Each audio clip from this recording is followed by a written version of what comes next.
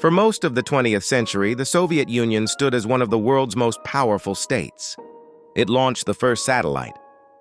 It defeated Nazi Germany. It challenged the United States in a global Cold War. But behind the military parades and political slogans stood aging leaders whose health often became a state secret, and several of them would rule until the day they died. The Soviet Union was not governed like a modern democracy.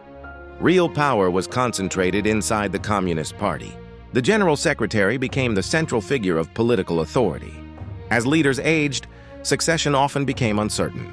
Few Soviet leaders shaped history more dramatically than Joseph Stalin. Under Stalin, the Soviet Union industrialized rapidly, defeated Nazi Germany, and became a superpower. But his rule also included purges, forced labor camps, repression, and mass political terror. In March 1953, Stalin suffered a stroke. He died while still ruling the Soviet Union. Brezhnev ruled during a period often described as stability mixed with stagnation. The Soviet Union remained militarily powerful, but economic growth slowed.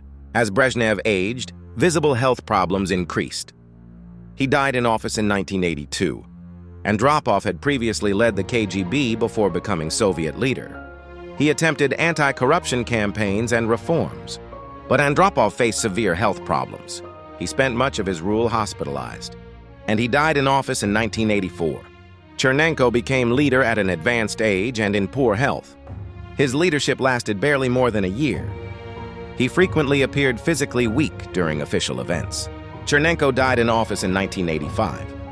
The Soviet political system discouraged open competition for leadership. Powerful, aging leaders often remained in office until death. Health information was tightly controlled. This created periods where elderly and ill leaders governed a nuclear superpower. After several elderly leaders died in succession, a younger figure emerged. Gorbachev introduced reforms known as glasnost and perestroika. But those reforms also accelerated the collapse of the Soviet system.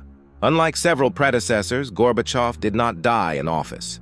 The deaths of Soviet leaders revealed deeper problems inside the system itself. A state built on secrecy often concealed the condition of the men at its center. And as one leader after another died in office, questions about succession, reform, and stability continued to grow. Within a few years, the Soviet Union itself would disappear. For more deep dives, subscribe.